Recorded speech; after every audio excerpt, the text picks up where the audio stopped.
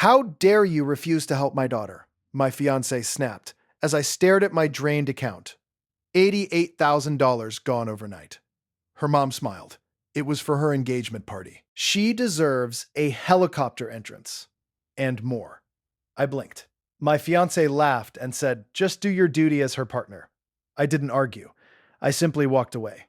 This morning, they finally discovered my name is Eliot. I am 34 years old. I am a private tutor, math, Sat P prep, and Latin, because 11 years ago, I mentioned to someone at a barbecue that I had briefly studied classics. And that sentence has been chasing me ever since. I have a dependable car, an apartment with a functioning everything, and a calm, organized approach to most situations in life. I need you to know that before I tell you about Kevin. Kevin is the father of my student Dominic. Kevin is 47. Kevin runs a company called Premier Character Experiences LLC, which provides costumed characters for corporate events, children's birthday parties, shopping mall grand openings, and, on one documented occasion that Kevin brings up regularly, the opening of a regional car dealership where a man dressed as Abraham Lincoln cut a ribbon and handed out promotional pens. Kevin owns 18 complete character costumes. Kevin's personal favorite, and the one he reaches for when the situation calls for what he describes as maximum symbolic impact, is a full museum-quality Monopoly man. Silk top hat, white spats, monocle, walking cane, tailored morning coat, the works. Kevin, when he heard what had happened to me, said two things. First, he said, "Eliot, that's genuinely terrible." Then, after a very short pause, he said, "Do you want the Monopoly man at the party?" I need you to understand that I did not immediately say yes. I said, "Kevin, what would the Monopoly man do at the party?"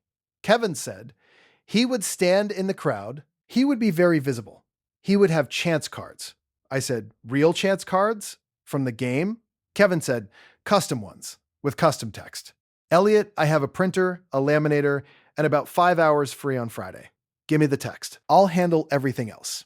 I looked at the ceiling for a moment. I thought about the helicopter. I thought about the $88,000. I thought about my fiancée, Madison, Maddie, and her mother, Constance, sitting across from me at my own kitchen table the week before, explaining to me, with great patience, that a helicopter entrance is not a luxury, but rather a statement of values. And that my unwillingness to get on board with the statement was a character issue that we would need to address in couples therapy after the wedding. I thought about the fact that I had not agreed to couples therapy. I thought about the fact that there apparently was a wedding being planned now too, and that I had also not agreed to that. "Kevin," I said, "I also need a cake." Kevin said, "I know a guy." I said, "Of course you do." Kevin said, "Eliot, I've been waiting for someone to call me for exactly this kind of project for 15 years. I'm going to be very good at this." He was right. He was extraordinarily good at it. But I'm getting ahead of myself. Let me tell you about Madison. I met her 2 years ago through a mutual friend at one of those gatherings where everyone is slightly too dressed up for what is ostensibly a casual dinner. She was wearing a yellow dress and arguing, with cheerful intensity, about whether a film counted as a comedy if only one person in the room laughed. I was the one person in the room who had laughed. We found each other afterward. She said, "You have good taste." I said, "You make a compelling case." We went on a date the following week. Madison is 32. She is genuinely one of the funnier people I have ever spent time with. She remembers the specific details of stories you tell her, not just the general shape, but the actual words, the actual sequence. She brings this energy to everything. Dinners feel like events. Ordinary Saturdays feel like someone planned them. I thought this was because she paid attention to people. She pays attention to everything, including her own comfort and her mother's satisfaction, and the gap between what she has and what she would like to have, and the category of people around her who might be persuaded to close that gap. I did not understand this fully until the account was empty. I understand most things too late. This is apparently my pattern. Her mother, Constance, is 63. She retired early from something vague in hospitality, that she describes with different levels of seniority, depending on who she's talking to. Constance is the kind of woman who enters a room and immediately begins mentally redecorating it. She does not ask before she gives opinions. She does not preface suggestions with, "This is just an idea." She presents her preferences as the outcome of a careful assessment that any reasonable person would reach if they simply thought about it properly. Constance arrived for what was described as a weekend visit 14 months ago and had not left. She had her own room. She described herself as helping around the place, which meant she reorganized my kitchen, replaced my throw pillows with throw pillows she preferred, and, my personal favorite, had an opinion about my shower curtain that she expressed by replacing the shower curtain without mentioning it to me. It was a very nice shower curtain. I had selected the original one myself. I did not say anything about the shower curtain. I added this to the mental list I was keeping without quite knowing I was keeping it. I proposed to Madison 8 months into the relationship, which, in hindsight, was moving at a pace that is hard to justify except by the fact that I was happy. And I was happy because the version of Madison I spent most of my time with before the engagement was genuinely a person I wanted to be around.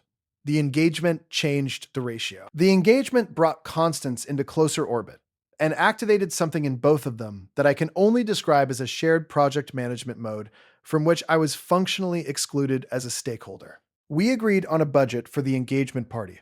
I said $5,000 was reasonable for a celebration. Madison said absolutely. Constance said, "We'll see," and smiled with the smile of a woman who does not intend to be bounded by numbers established by other people. 4 months later, I added Madison to my checking account because she asked and because I was engaged. And I thought that was the kind of decision engaged people make together as a sign of trust. I had $88,000 in that account. I had saved it over 12 years by being careful.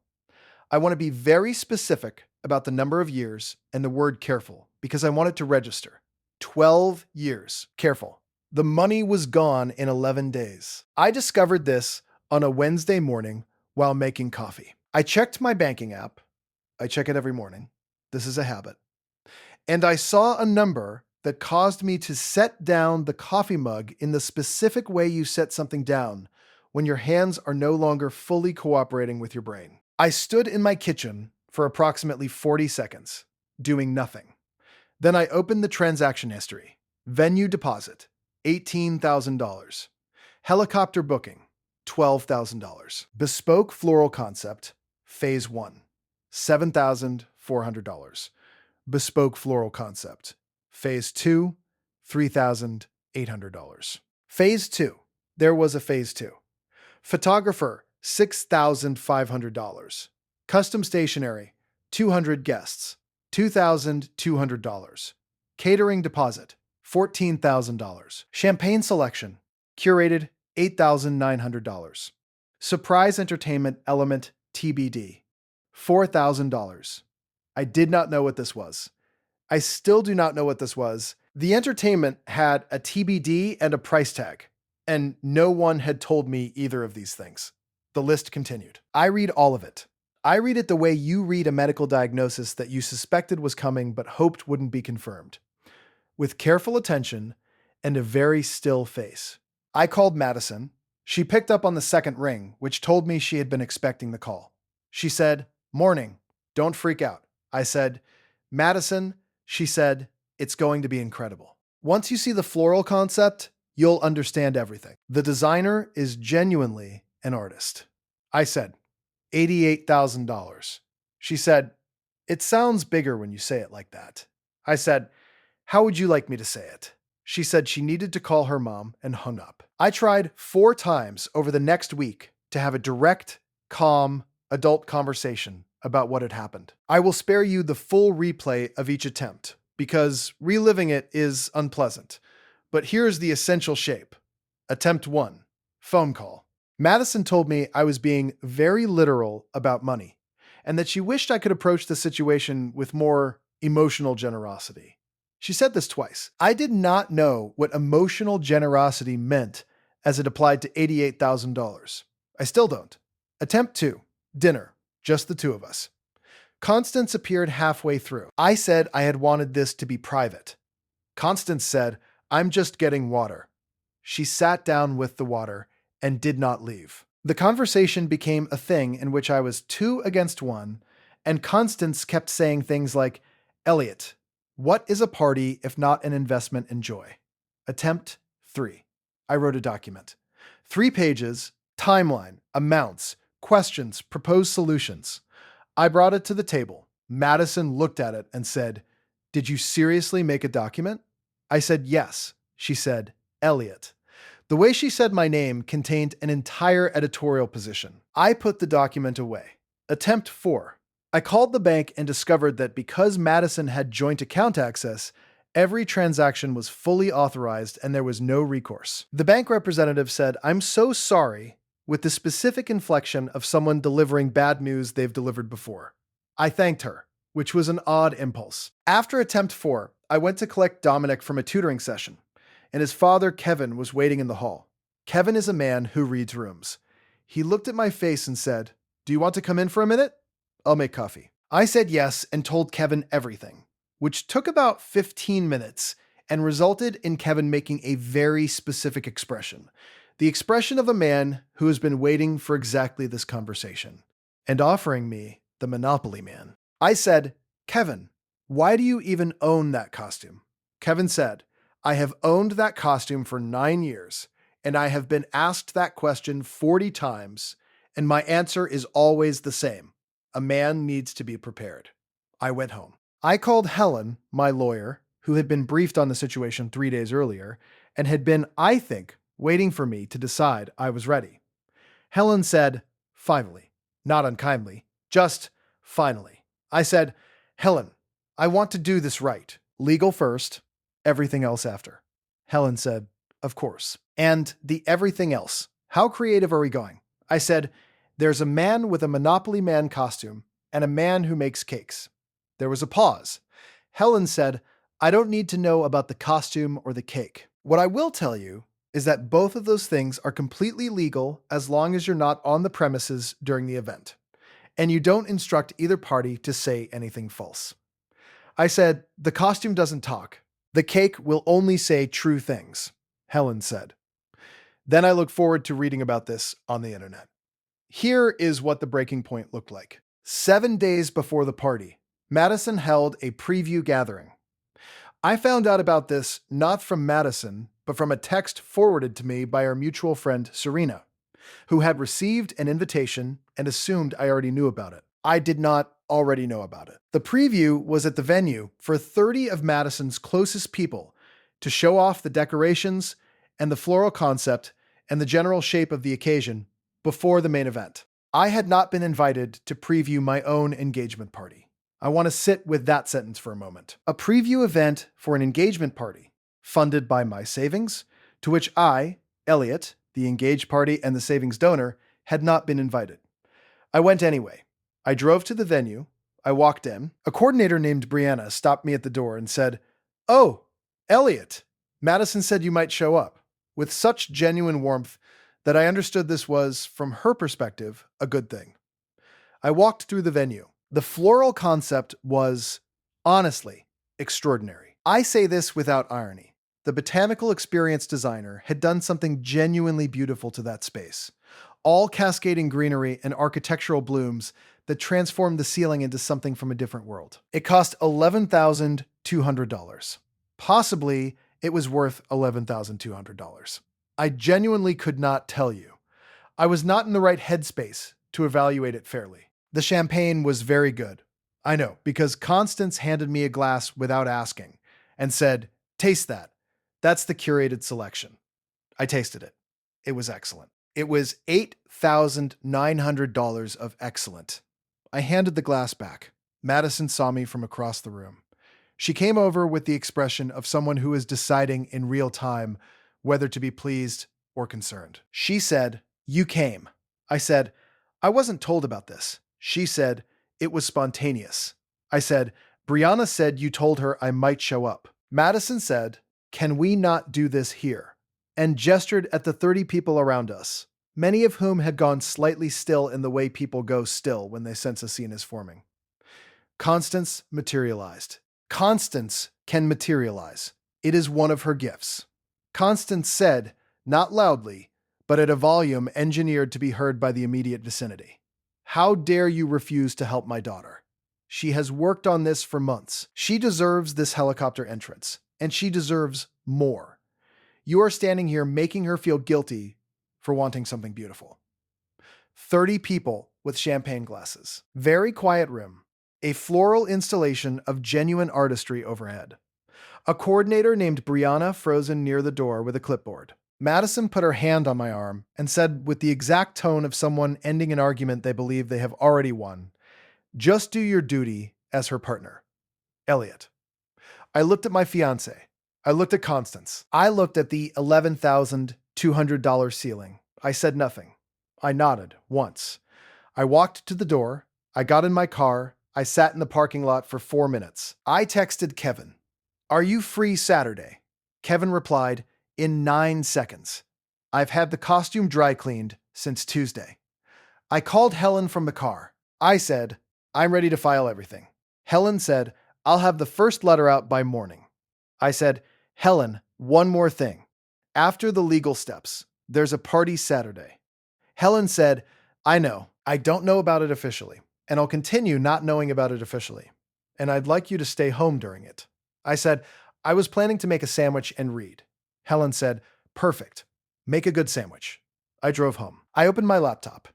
Kevin and I spent 90 minutes on a video call. We discussed logistics, timing, the text for the chance cards, and Kevin's professional assessment of which costume element would be most visible from a distance. Kevin said, "The monocle catches light in a way that is immediately recognizable." I trusted Kevin's professional judgment. Then I called the other person, the cake person. Is named Theo. Theo runs a boutique bakery called Occasion Noted. Theo has made cakes for breakups, for confrontations, for legal milestones, and once, Theo told me this unprompted. For a man who wanted a cake delivered to his former business partner that said simply, "I noticed." Theo described this as his proudest work. I told Theo what I needed. Theo said, "Give me the inscription. I'll handle the rest. The delivery timing is my specialty." I gave him the inscription. Theo read it back to me. There was a pause. Theo said, "This is good. This is genuinely good." The punctuation at the end, that period, that's the detail. I said, "I know." Theo said, "I'm going to use my best piping." I said, "Thank you, Theo." Theo said, "Thank you, Eliot. This is what I got into this business for." Step 1. Helen and the hard part. Before any costumes. Before any cakes. The actual, real, boring, essential legal work had to happen first. Because I am a reasonable person, and reasonable people do the boring, essential legal work first. Even when what they want to do is immediately call a man with a monocle. Helen sent a formal demand letter the morning after my call. It laid out the unauthorized withdrawals, the total amount, the timeline, and the demand for restitution. The letter was precise, measured, professional, and contained one sentence that Helen told me she had labored over for 20 minutes. The undersigned's client notes that the described transactions were conducted without consent, without discussion, and without the basic professional courtesy extended in most standard financial arrangements, including those between strangers. Between strangers, Helen is very good. Simultaneously, I revoked Madison's joint account access. This required documentation, a branch visit, and the specific expression of a bank manager named Gerald, who read the letter Helen had provided and made the face of a man who has seen this exact situation before and is glad there is now a lawyer involved. I also reported the credit card. Yes, there was also a credit card. I found out 2 days after the preview party that Madison had opened one in my name, using a pre-approval offer she'd intercepted from my mail. $11,000 in additional charges. Helen added this to the demand with an additional paragraph that she described as enthusiastically worded. Madison called me 14 times over 48 hours. I sent everyone to voicemail. I replied by text with 7 words. "Please contact my attorney. Her name is Helen." I then blocked further texts because Helen suggested this was appropriate while legal correspondence was active, and also because I had a lot of exam prep materials to grade. Constance left a voicemail. Constance's voicemail was 4 minutes and 20 seconds long. I listened to it once, clocked the key points for Helen, and did not listen to it again. Key points. I was cruel. I was small-minded. I had no understanding of love as a concept. Madison deserved everything. And the ending, which I found genuinely interesting. You will be very sorry about this, Eliot. And when you are, we won't be accepting apologies. The assumption that I would be apologizing is, in retrospect, very funny. This was all step one. Normal, sensible, uninteresting to anyone who doesn't appreciate paperwork. Let's move on. Step two. Kevin prepares. Kevin called me on Thursday to report on his preparations. I want to share this call because Kevin's energy during it is hard to convey in summary and needs to be experienced sequentially. Kevin, the costume is perfect. I pressed the coat myself. I've replaced the monocle ribbon because the old one was fraying. Very unprofessional.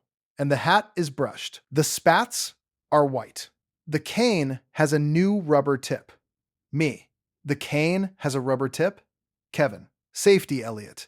I'm on a public property. The tip is for liability. Now, the cards.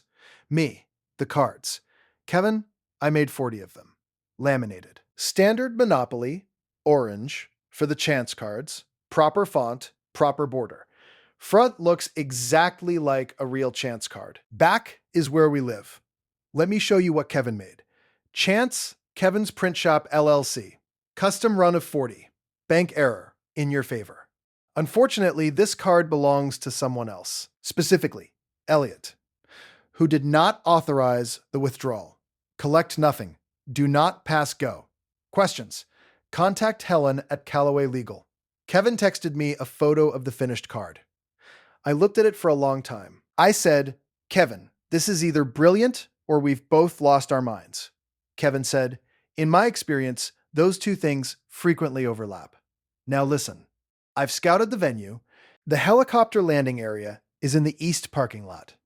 The venue has an outer perimeter that is technically public sidewalk. I'm going to be just inside that perimeter on the public side, which means I'm allowed to be there and no one can make me leave.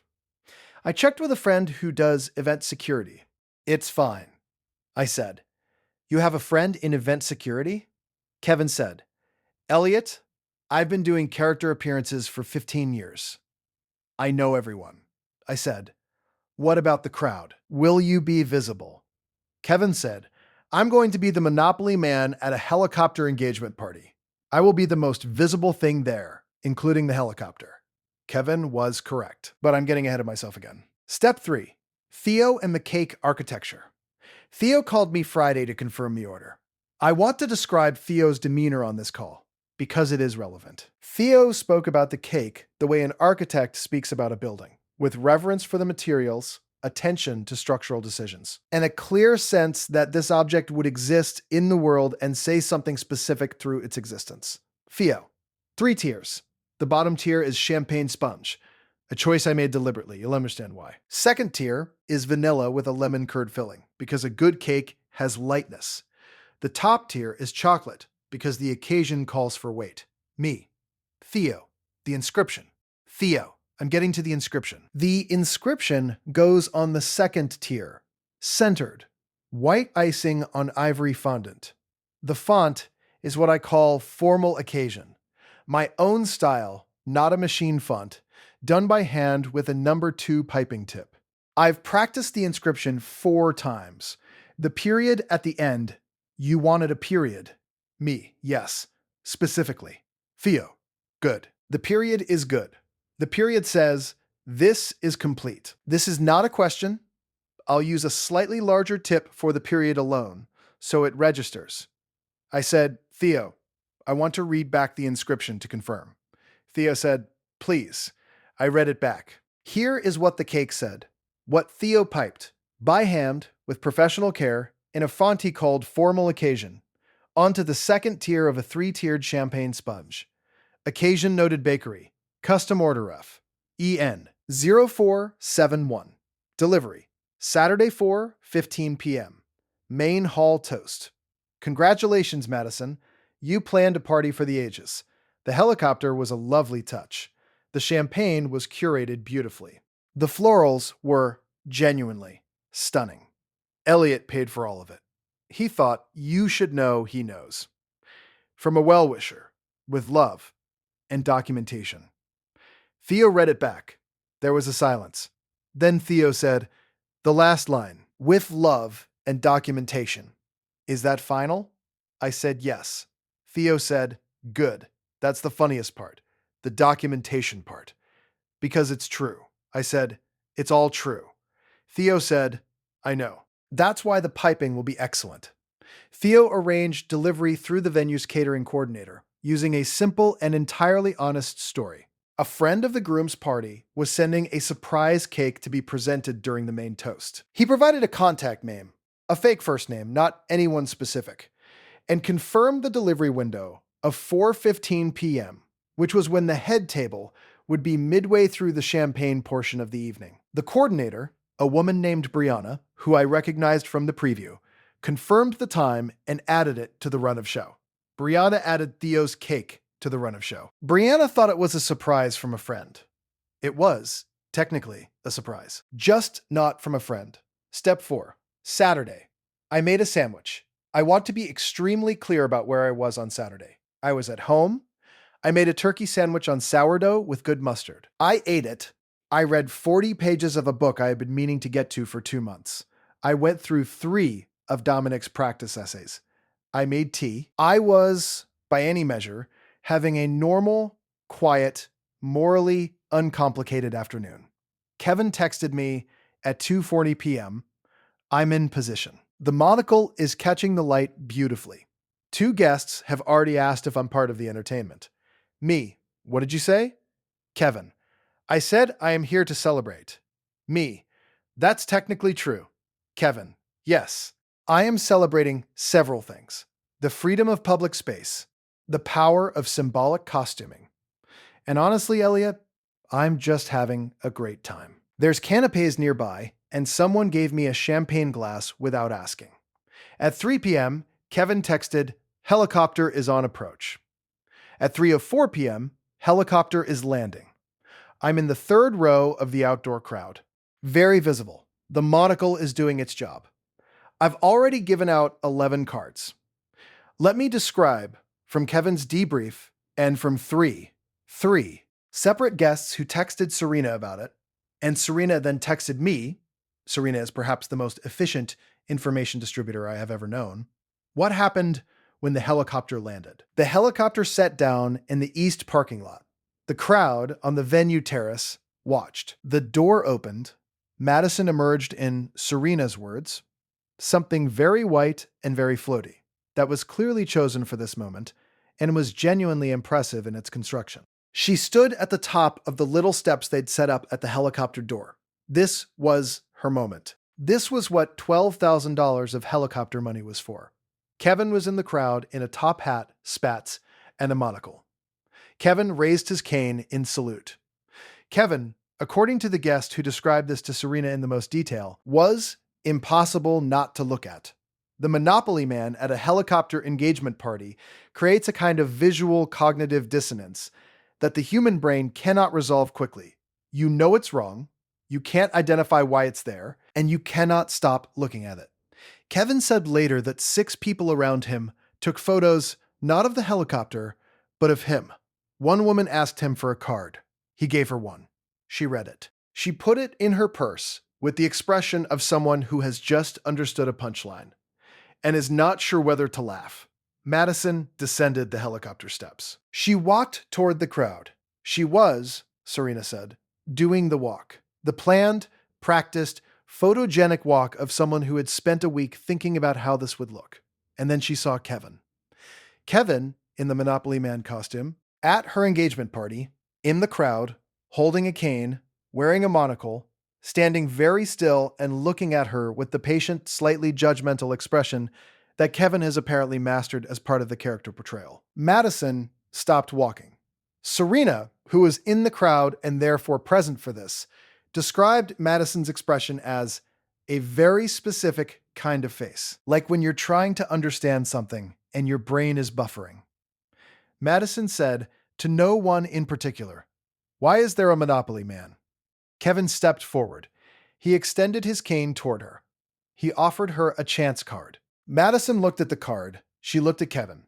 She looked around for the person who could explain this. There was no person who could explain this. Madison took the card. Madison read the card. Serena said she read it once, then she read it again, then her face did a thing. Kevin, who is a professional, maintained full character. He did not speak. He did not break. He gave a small, dignified bow, the bow of a man in a monocle who has completed a task, and stepped back into the crowd. The crowd around them was confused, but politely pretending not to be, which is the specific social behavior of people at expensive events who have not been given a script for the unexpected thing that is happening. Constance, apparently, had been watching from the terrace. Constance came down the steps at pace. Constance confronted Kevin at the edge of the crowd and said, "Who sent you?" Kevin said, "I am here to celebrate." Constance said, "Who sent you?" Kevin said, "I am a publicly available character service on publicly accessible property." Constance said, "I'm calling security." Kevin said, pleasantly, "I've already spoken with the security team about my position here. They confirmed I'm within permissible bounds." This was true. Kevin had, in fact, spoken with the security team that morning, using his contact from 15 years of professional event work. Constance went back inside. Kevin stayed for 40 minutes, gave out all 40 cards, accepted 2 more glasses of champagne from circulating waitstaff, who thought he was hired entertainment, and left precisely when he decided he had made his point. He texted me at 3:47 p.m. Done. All 40 cards distributed. The monocle survived. The spats are still white. I'm going to get a burger. Great afternoon. I texted back, Kevin, I owe you. Kevin replied, you owe me nothing. This is what the costume is for. This is why a man prepares. I put my phone down and went back to Dominic's essays. At 4:08 p.m., Serena texted, the cake is here, step 5, the cake, the toast, and the period at the end. I need to tell you about this part carefully, because the sequence matters and because Theo did his job exactly right. The evening portion of the party involved a seated dinner followed by toasts. The toast portion began at 4:10 p.m., per the run of show that Brianna had distributed. The person giving the first toast was Madison's close friend Priya, who stood and said warm, genuine things about Madison that I believe were true, and that, under different circumstances, I would have found moving. At 4:14 p.m., Theo's delivery team arrived at the venue's service entrance with the cake. They had a delivery confirmation and a slot in Brianna's schedule. Brianna directed them to the main hall. They brought the cake in. 3 tiers, champagne sponge, lemon curd middle, chocolate top, white icing on ivory fondant. Formal occasion script, period rendered with a slightly larger tip. They placed it on the cake table at the side of the room at 4:15 p.m., exactly on schedule. Theo's team indicated to a nearby staff member that the cake was a surprise from a well-wisher, and that it was meant to be presented during the toast portion, per the note attached. The staff member, who had no reason to think otherwise, passed the note to Brianna. Brianna, who was managing 12 things at once, passed the note to the person nearest the cake table, who happened to be Constance. Constance received the note. Constance looked at the cake. Constance had not yet read the inscription. Priya finished her toast. The room applauded. There was a natural pause. Constance, at the side of the room, holding the note, standing next to the cake, was in a position of prominence. She had been in motion all evening, coordinating and presenting and managing. And so it was natural, entirely natural, that in this moment, in this pause, she stepped forward slightly and said, with the instinctive confidence of a woman who considers herself the room's natural MC, and we have a surprise. There's a cake, a gift from a well-wisher, and I think we should. She looked at the cake. She began to read. What happened next? Serena described to me in a voice message that I have saved and will keep forever. Serena's voice message. Okay, so Constance starts reading the cake out loud because she's Constance. And she sees a cake and she's going to announce it, right? And she reads out loud, "Congratulations, Madison. You planned a party for the ages." And everyone's like, "Oh, that's nice." And she reads, "The helicopter was a lovely touch, and people are smiling. And then the champagne was curated beautifully. Still fine, still nice. And the florals were genuinely stunning." And then Constance's voice gets a little slower and she reads, "Eliot paid for all of it." And the room just goes so quiet, like someone turned a volume dial. And Constance looks up from the cake and looks at Madison. And Madison is across the room and their eyes meet. And it is a lot, Eliot. It is a lot to witness. And then Constance looks back down because she's stopped reading mid-inscription. And there are two more lines, and she can't not finish, you know? Like she started, and now she has to. So she reads, "He thought you should know he knows." And then the last part, "From a well-wisher, with love and documentation." And Constance puts the note down. Serena paused in the voice message. Then, "Eliot, the period. Theo made the period bigger than the other letters. It's a very committed period. Half the table saw it. The period is a lot." I listened to this voice message 4 times.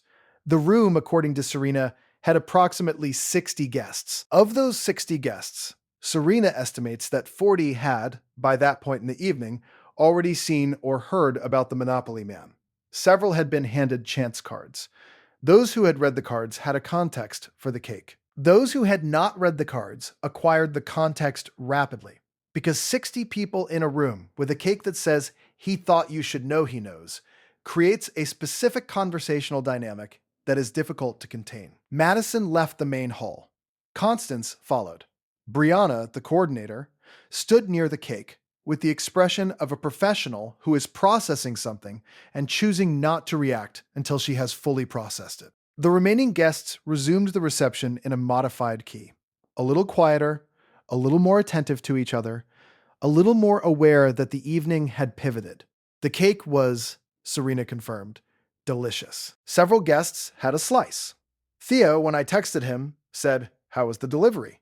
I said, "Perfect." He said, "And the inscription?" I said, "Every word." Theo said, "The period?" I said, "Especially the period." There was a pause. Theo said, "Good. That's what I'm here for." Step 6. After. The legal process continued. Helen is exceptionally good. I will not detail the settlement because Helen has asked me not to, but I will tell you that it exists, that it is structured, that it is monitored, and that Helen texted me the morning it was finalized with. Done. Go buy yourself something nice. I said, "Like what?" She said, "I don't know, something with 0 emotional strings attached." I bought a very good pair of headphones. They're excellent. I regret nothing. The unauthorized credit card was disputed and resolved. The account has been mine alone since the morning I called Dennis at the bank. The lock is back. The numbers are recovering, monthly in a direction I find comforting. Madison's lawyer, a man named Craig, who I never met but whose letters Helen described as doing his best in difficult circumstances, eventually stopped sending counterarguments and started sending settlement language. Craig's final letter was practical and brief. Helen's response was practical and brief. The thing resolved. Kevin submitted the Monopoly Man event to his company's internal portfolio. He told me this without embarrassment. He said, "I'm calling it my finest character work. I've done 9 years of birthdays and corporate events, and 1 car dealership opening with Abraham Lincoln. Nothing compares." I said, "Kevin, I'm glad it was meaningful." He said, "It was more than meaningful. It was art." Theo sent me a photo of the practice inscription from his prep work. 4 sheets of paper with the text piped in increasingly confident handwriting, culminating in the version he used. He framed the final practice sheet and put it on the wall of the bakery. He told me this. I went to see it. It's there, on the wall, next to his business license and a photo of a tiered wedding cake he made in 2019. It has a small card next to it that says, "Custom Commission, Client Request, 2024, one of ours." I stood in the bakery and looked at my inscription on Theo's wall, and I thought, this is the strangest outcome I could have imagined 12 months ago. But it is somehow exactly right. It has been about 3.5 months. Here is where everyone landed. Madison. She is okay. I think she is genuinely okay, actually, and I mean that without sarcasm. We had one brief, strange final conversation on the phone, a month after everything, in which she said, I know I went too far. I said, yes. She said, I didn't think of it as going too far at the time. I said, I know. That's the part that took me a while to understand. There was a pause. She said, the cake was funny. I said, Theo is very talented. She laughed. It was brief and genuine, and then we said goodbye. That was the last conversation. It felt correct. It felt like the right ending for a thing that had gone wrong through accumulation rather than malice, and that deserved a quiet exit rather than a dramatic one. Constance. Constance, according to the mutual friend network, has moved to her sister's place 2 cities over, which means she is no longer in my city, which means she no longer has a logistical reason to be near my kitchen. My kitchen is once again fully under my control. The coffee mugs are back in the cabinet I can reach without a step stool. I cannot overstate how good this is. Serena. Serena has sent me a monthly check-in text for 3 months now. The texts always say some variation of, you good? Kevin good? How's the cake wall? Serena is a person I want to know for the rest of my life. Dominic got a 91 on his last English exam. His essay analysis has improved significantly. He is now working on his college personal statement, which he says he wants to write about a time something unexpected taught you something. He asked me if I had any suggestions for what that kind of story looks like. I told him it should be honest, it should have a clear sequence of events, and the ending should feel earned rather than convenient. He said, like what happened with my dad and the costume. I said, Dominic, your father is not going in your college essay. He said, what about the cake? I said, also no. He said, but it's a good story. He's not wrong. Kevin. Kevin is fine. Kevin is excellent. Kevin called me last week to say that someone had seen the Monopoly Man at the party.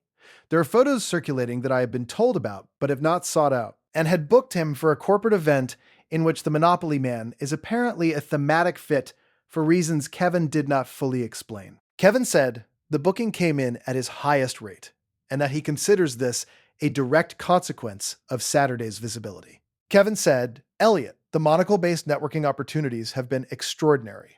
I said, Kevin, I couldn't be happier for you. I meant it entirely. Theo.